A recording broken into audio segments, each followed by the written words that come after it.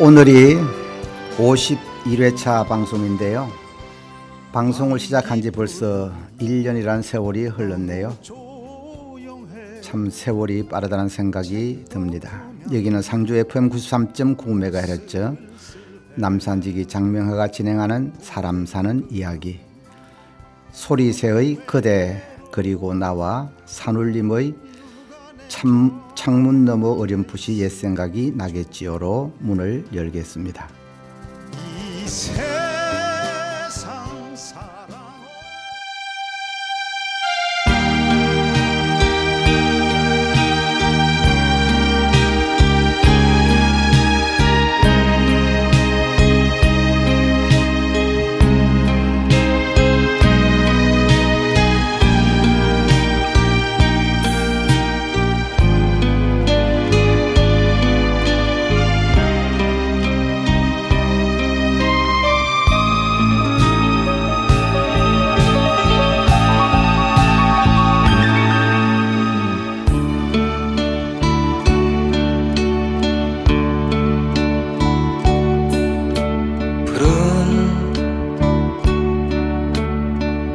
파도를 가르는 흰돛단 배처럼 그대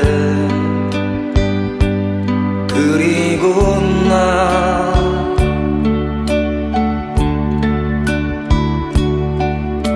낙엽 떨어진 그 길을 정답게 걸었던 그대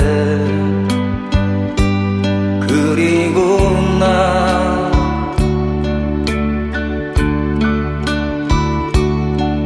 흰눈 내리는 겨울을 좋아했던 그대 그리고 나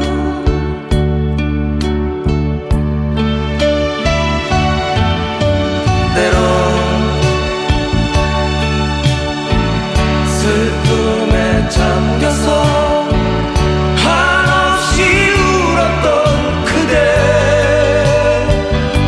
그리고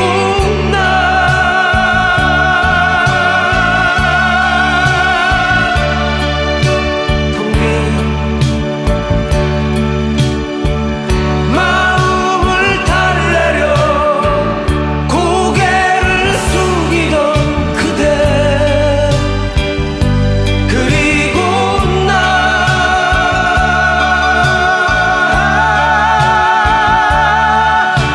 우리 헤어져 서로가 그리운 그대 그리고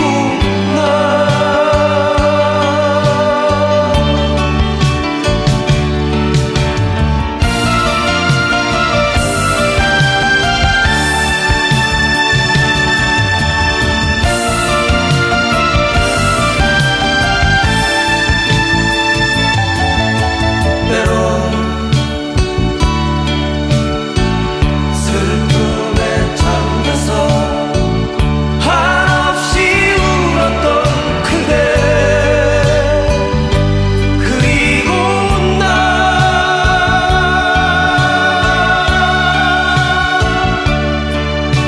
텅 빈 마음을 달래려 고개를 숙이던 그대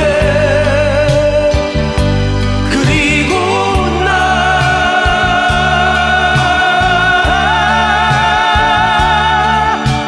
우리 헤어져 서로가 그리운 그대 그리고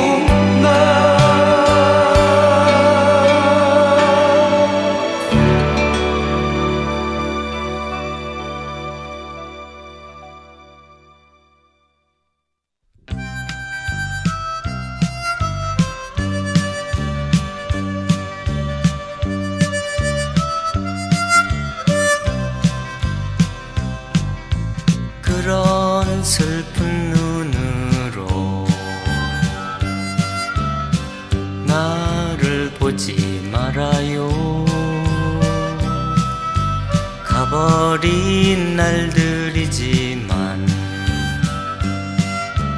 잊혀지진 않을 거예요.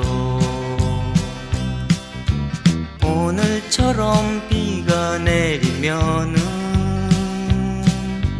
창문 너머 어렴풋이 옛 생각이 나겠지요. 그런 슬픈 눈으로 나를 보지 말아요. 가버린 날들이지만 잊혀지진 않을 거예요. 생각나면 들러봐요. 조그만 길모퉁이 찾지. 아직도 흘러나오는 노래는 옛 향기겠지요. 그런 슬픈 눈으로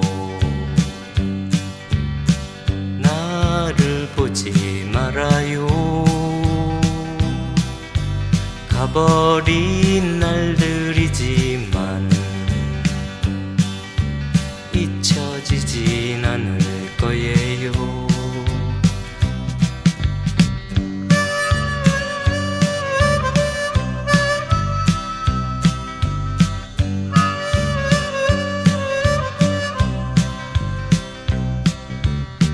생각나면 들러봐요. 조그만 길모퉁이 찾지.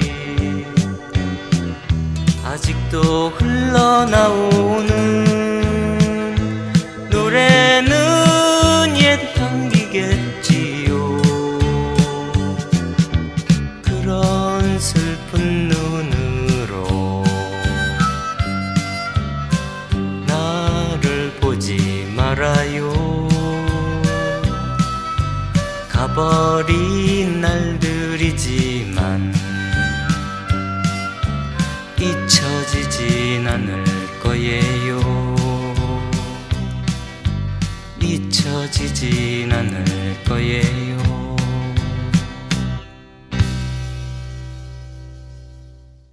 오늘은 누가 한국인인가 라는 좀 도전적인 주제에 대해서 이야기해 보려고 하는데요.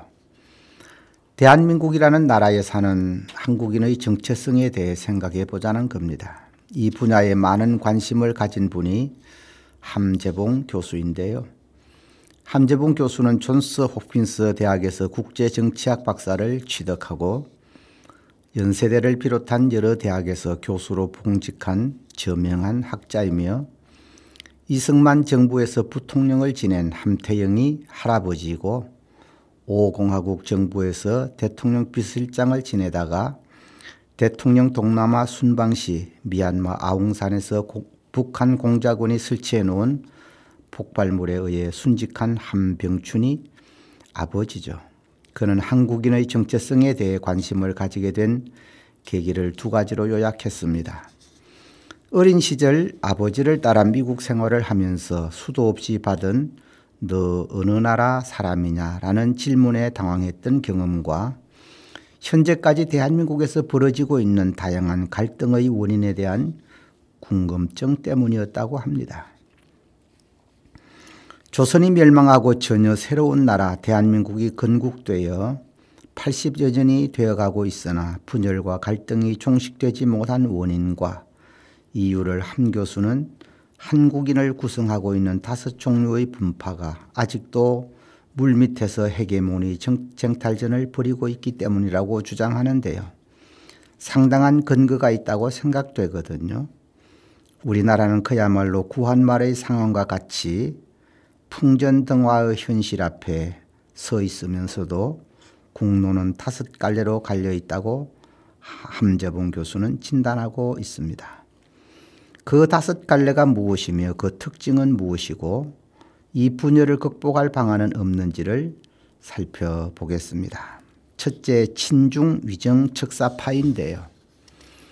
위정척사파는 조선 후기의 승리학적 유교 질서를 지키고 외세와 개화 사상을 배척하며 나라의 주권을 지켜야 한다고 주장하는 부류를 일컫는데요.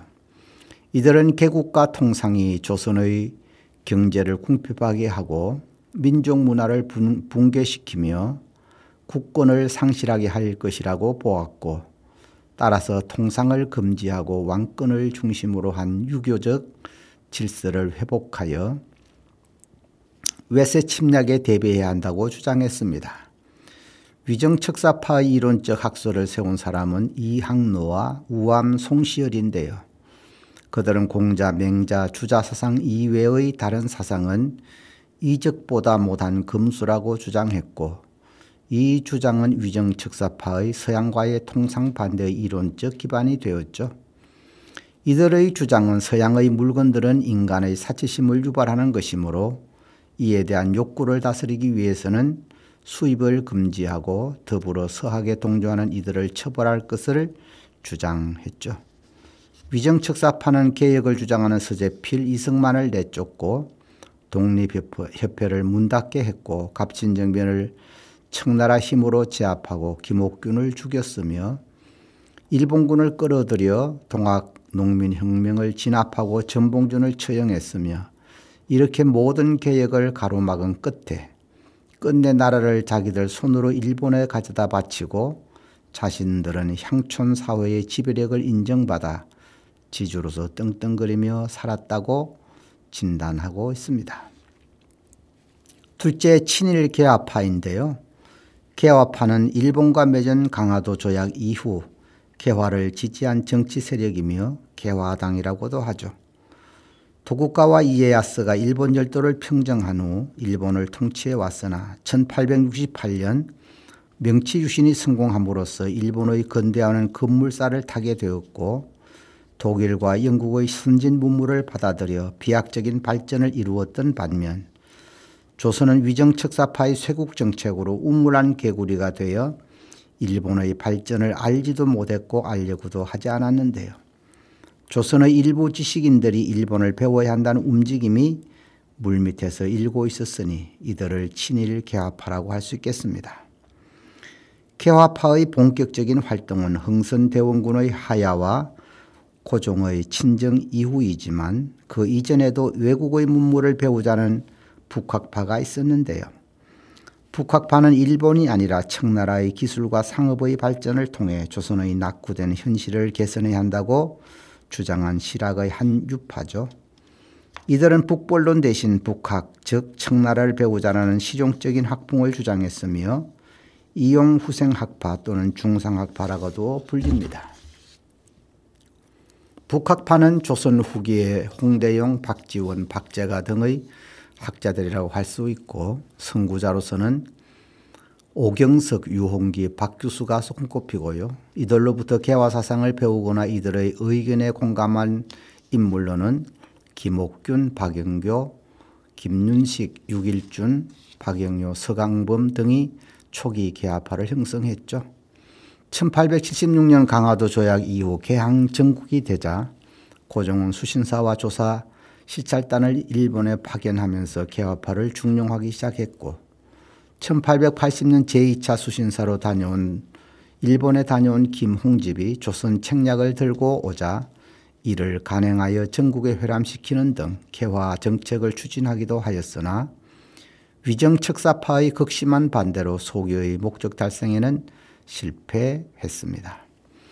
북학파의 기원에 대한 설명은 크게 두 갈래로 나뉘는데요. 하나는 박지원의 후손인 박규수를 중심으로 한 실학의 개성을 강조했다는 주장이고, 다른 하나는 역관이었던 오경석이 중국 등을 왕래하며 알게 된 새로운 사상의 수입을 강조하는 주장이라고 할 수 있겠는데요.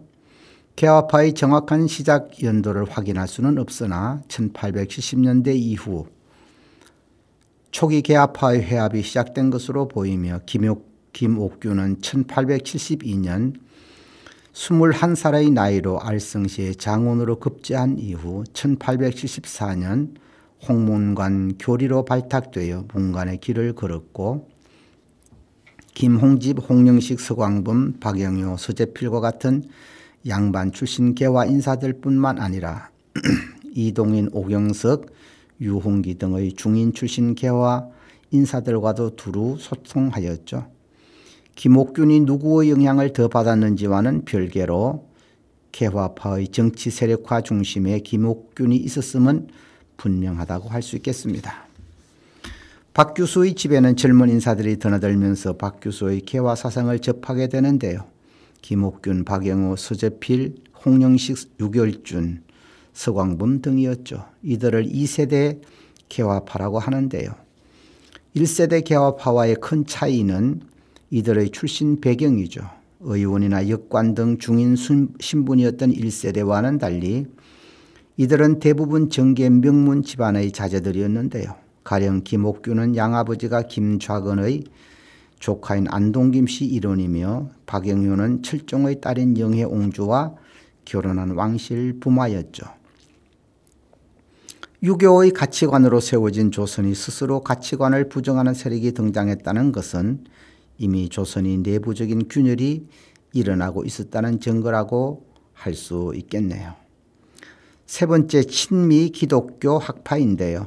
현재 대한민국 국민의 정서는 대부분 친미에 가까우며 한국은 2021년 6월 기준 세계 주요국 중 미국에 대한 호감도가 가장 높은 나라 중 하나로 발표되었는데요. 세대별로는 20대에서 30대 남성들과 60대 이상이 가장 친미 성향이 강하고 진보적 성향이 강한 40, 50대 친미 성향은 옅은 편이며 20, 30대 여성들의 경우 문화적으로는 동세대 남성들처럼 미국의 우호적이나 정치적으로는 미국에 대한 약간의 비판 성향이 있다고 할 수 있겠습니다. 한국 역사에서 최초의 친미파는 조선말 개화파 지식인 중에서도 비교적 조선의 우호적이고 땅이 넓은 미국을 긍정적으로 평가한 인물들이었는데요. 조선이 경술국치를 당한 후 지식인 중 일부는 독립을 위해 일본보다 강한 미국의 도움을 얻고자 했죠. 대표적 인물로는 이승만, 서재필, 안창호 등이었는데요. 그중 군계 일학은 단연 초대 대통령을 지낸 이승만이었죠. 우남 이승만은 1875년 황해도 평상군 능내동에서 아버지 이경선, 어머니 김해 김씨사에서 출생했는데요. 유년기에는 서당에서 동양의 고전을 익힌 다음 아펜젤러 선교사가 설립한 배제학당에 입학하여 서양의 신학문과 정치사상을 수학했고요. 협성회 회보를 창간하여 주필로 활동했으며 이를 토대로 우리나라 최초의 순 한글 일간지 매일신보를 개간하여 근대 한국 언론의 새 지평을 열었죠. 박영효 일파의 고종 폐위 업무에 가담했다는 혐의로 투옥되어 5년 7개월간의 옥고 중 각종 논설을 언론에 기고하며 시민의식을 일깨웠는데요. 독립을 향한 이승만의 강렬한 열망과 개명한 정치사상, 기독교 입국론 등이 총망라된 독립정신을 지필했고 이 책은 그의 대표작이 되었습니다. 해방 이후 미정유의 혼란 상태에서 이승만은 반탁운동을 주도하고 유엔 한국임시위원단 감시하에 총선거가 남한에서 실시되도록 노력했는데요. 사회주의와 공산주의를 지지한다는 여론이 70%를 상회했음에도 불구하고 이승만 개인의 인기와 지도력으로 대한민국 역사상 초유의 선거인 1948년 50 총선거를 성립시켰고 총선에서 선출된 국회의원들이 재헌헌법을 탄생시킴으로써 명실공히 대한민국이란 나라를 출범시켰습니다. 재헌국회에서 이승만은 의장으로 선출되어 대한민국 헌법과 정부조직법의 제정 작업을 총괄했고요. 재헌헌법은 자유와 평등권, 권력 분립에 의한 경제와 균형 등 근대의 자유민주주의 헌법의 핵심 요소를 모두 내포하였고 대통령제의 정치체제와 자유경제체제를 모방했습니다.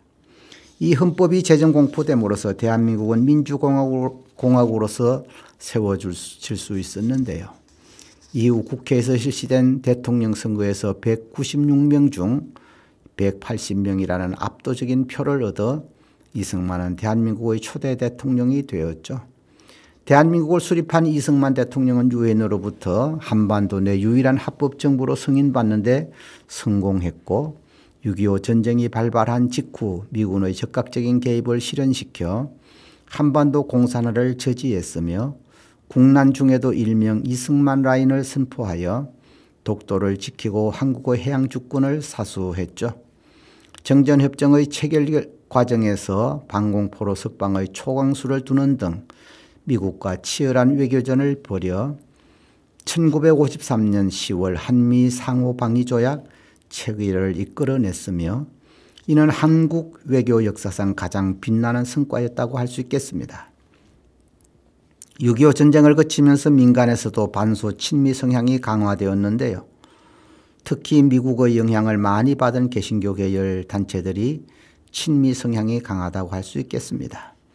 또한 대한민국 국군의 정신, 교육, 교재 등에서도 미국을 군사적인 우호국이자 영원한 동반자로 강조하고 있으며 1945년 대한민국 독립도 미국의 도움으로 얻을 수 있었고 대한민국의 민주화에도 미국의 기여가 컸다고 강조하고 있습니다.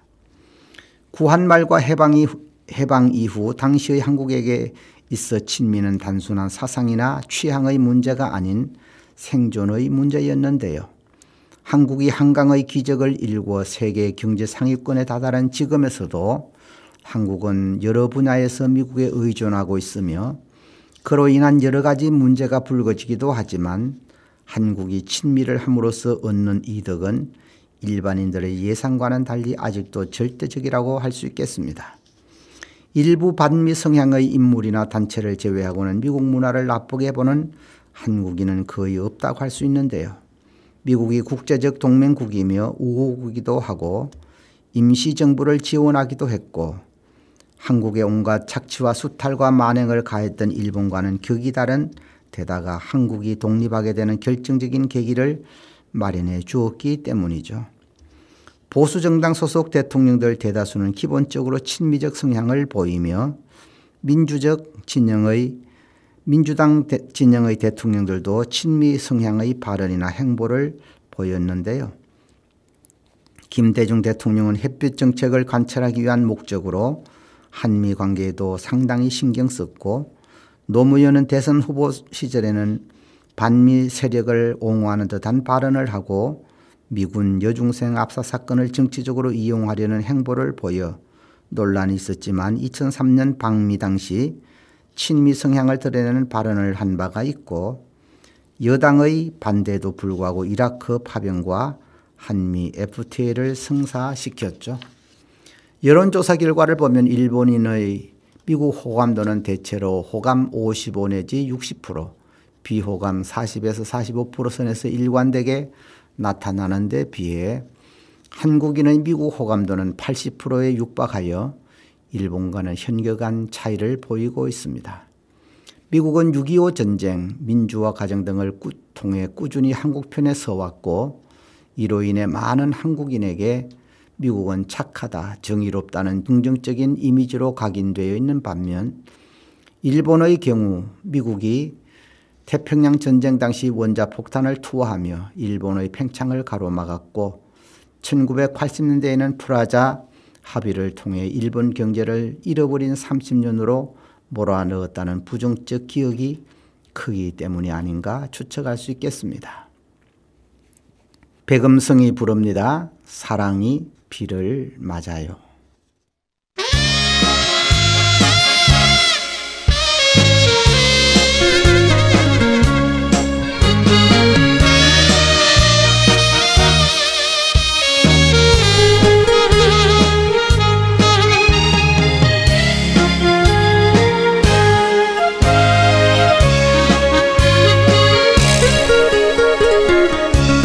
사랑이 비를 맞을 때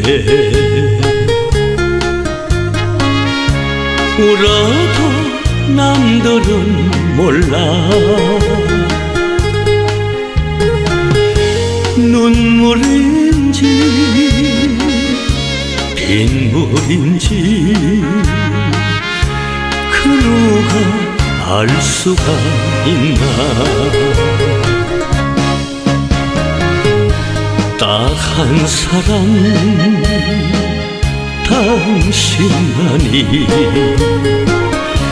내 눈물 알고 있는데 왜 나를 사랑했나요? 왜 나를 미워했나요? 우산이 내 우산이 되어주세요. 사랑이 비를 맞아요.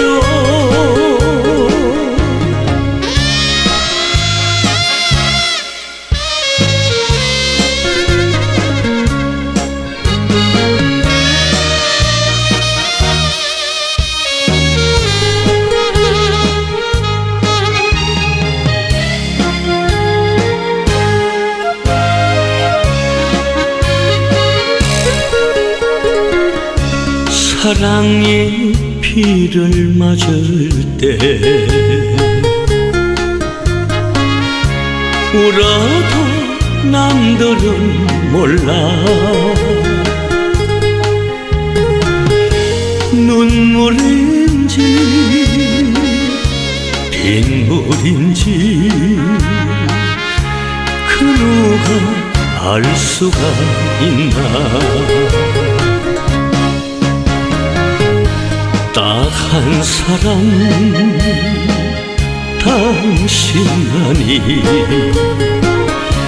내 눈물 알고 있는데 왜 나를 사랑했나요? 왜 나를 미워했나요? 우산이 내 우산이 되어주세요. 사랑이 비를 맞아요. 사랑이 비를 맞아요.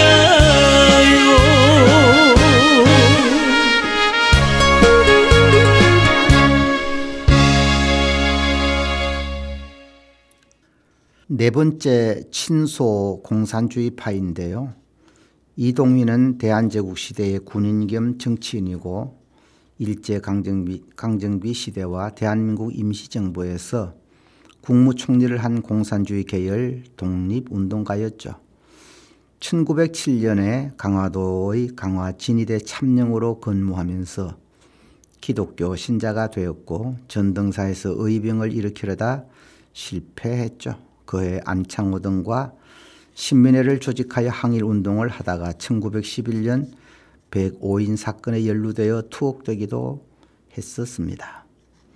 1919년 8월 말 중국 상해로 건너가서 대한민국 임시정부 국무총리에 취임하였고 임시정부 내외의 동조 세력을 규합, 공산주의 운동 확산을 위해 진력을 기울였죠.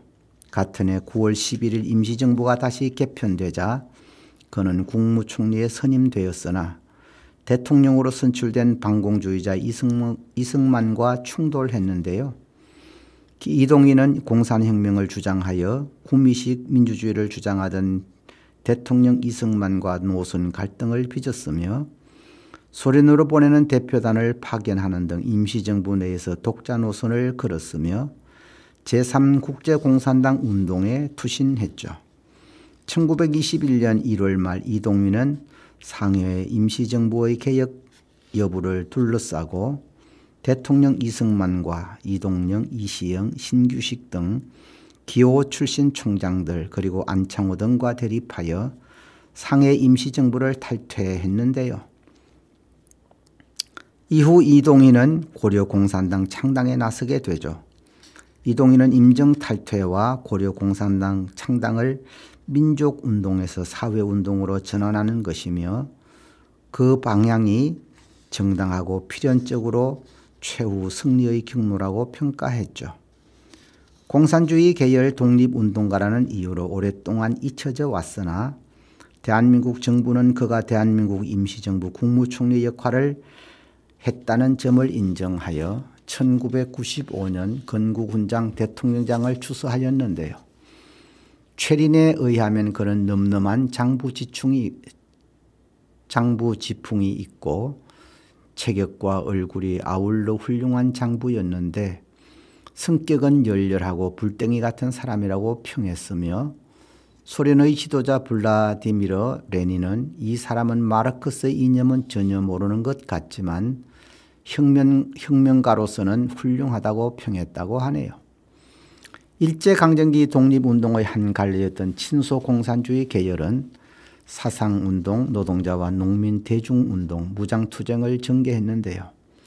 1917년 러시아 혁명이 성공하자 세계적으로 공산주의 운동은 요원의 불길처럼 번졌고 일본 제국주의의 강점기에 있었던 조선의 지식인들에게는 매력적 이념으로 다가왔으며 특히 일본 유학생, 중국 망명객들에게 소개되어 국내에서도 가장 선호하는 독립운동 세력이 되어 갔죠.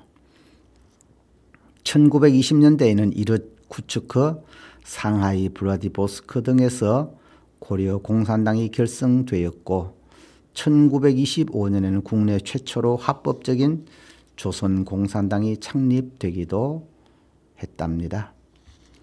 일제의 탄압으로 큰 성과를 내지는 못하다가 해방이 되어 박은영을 중심으로 다시 남로당이 결성되어 해방 전국에서는 미 군정에서 한 여론조사에 의하면 남한 국민의 70%가 사회주의를 선호한다는 결과가 나왔는데요.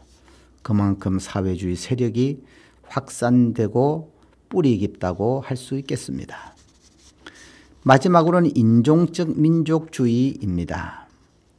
인종주의는 신체적 특징에 기반한 생물학적 개념으로 인종 간의 우월성이나 열등성을 주장하며 차별하는 사상이며 민족주의는 혈통, 언어, 문화 등 사회문화적 정체성을 기반으로 특정 민족 집단이 국가와 공동체의 주체가 된다는 사상인데요. 한국의 민족과 민족주의가 수용되는 시기는 대체로 20세기 초반으로 볼 수 있겠습니다. 한국에서 본격적인 민족주의가 나타난 것은 일제강점기를 거치면서 생겨났다고 할 수 있는데요. 특히 1919년 3.1운동은 한국 민족주의의 획기적 계기가 되었고 3.1운동을 통해 비로소 전 주민 집단이 동등하고 단일한 민족 구성원으로 재현될 수 있는 역사적 경험을 할 수 있었기 때문이었죠. 다시 말해 일본 제국주의라는 이민족 지배자를 타자로 상정하고 그에 대립되는 주체로서 단일한 민족 집단을 상상할 수 있게 된 것이라고 할 수 있겠습니다. 우파적 민족주의든 좌파적 민족주의든 어느 한쪽 극단으로 치닫는 것은 바람직하지 않다고 할 수 있겠습니다. 한국 민족주의의 중요한 특징은 저항민족주의로 시작해 지배 권력의 동원 이데올로기까지 나갔다는 점인데요. 즉 일제 식민지 시기에 제국주의 반대라는 저항민족주의로 출발했지만 해방 이후 남과 북에서 각각 지배 권력의 체제 정당화 이데올로기로 동원되기도 했다는 것이죠. 북한이 주체사상이라는 단일한 이데올로기를 형성했다면 남한 지역에서는 이승만 정권의 일민주의가 있었고 박정희 정권에서는 민족중흥과 조국 근대화를 내세운 경제적 민족주의가 있었다고 할 수 있겠네요. 일제강점기인 1922년에 단재 신채호는 조선 상고사를 집필했는데요. 당군조선 시대부터 삼국시대까지의 역사를 기록하고 있죠. 1931년에 조선일보에 조선사라는 제목으로 연재되었으며 1948년에 책으로 출판되었는데요. 신채호는 삼국 가운데 고구려를 가장 중요시하며 이는 신채호 역사관이 총론에서 나타나듯이 아와 비아의 투쟁으로 보기 때문인데요. 고구려는 역사 내내 중국과 대립하면서 아와 비아의 투쟁을 가장 잘 보여준 국가였던 데 반해 신라는 아와 비와의 투쟁에서 배신하고 뒤통수를 때린 나라로 평가하고 있는 것이 특이하다고 할 수 있겠습니다. 이 조선 상고사는 민족주의 운동의 시초를 이룬다고 하겠는데요. 특히 한국은 서구 근대화에 대한 강렬한 콤플렉스를 기반으로 급속한 근대화 과정을 거치게 되었고 이것이 역으로 민족 문화와 민족사에 대한 강조로 이어졌다고 할 수 있겠습니다. 오늘은 함재봉 교수의 한국인의 정체성에 대해 이야기해 보았는데요. 함 교수의 견해에 의하면 한국인이라는 정체성은 아직 완성된 개념이 아니며 현재도 만들어지고 있는 과정이라고 보고 있습니다. 청취자 여러분들의 견해는 어떠신가요?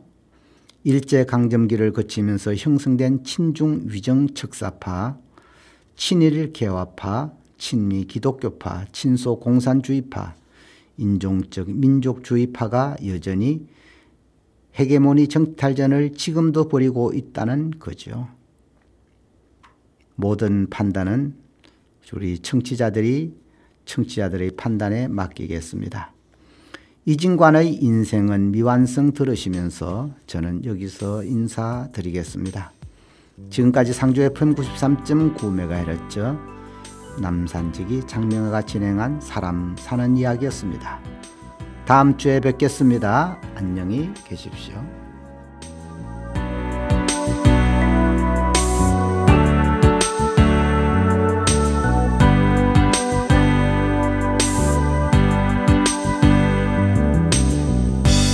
인생은 미완성 쓰다가 많은 편지 그래도 우리는 곱게 써가야 해. 사랑은 미완성 부르다 멎는 노래 그래도 우리는 아름답게 불러야 해. 사람아 사람아 우린 모두 다양인 걸 외로운 가슴끼리 사슴처럼 기대고 살자. 인생은 미완성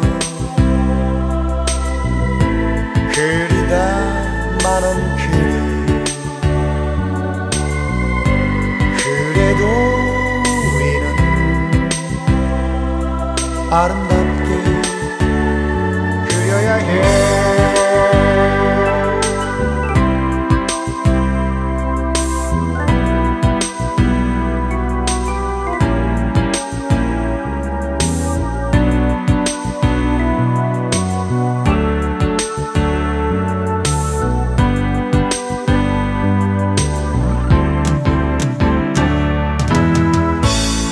친구야 친구야 우린 모두 나그네인 걸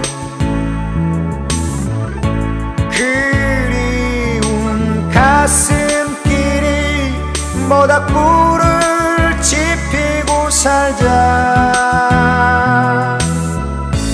인생은 미완성 색이다 많은 조각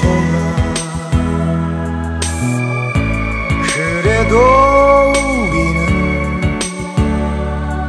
곱게 새겨야 해.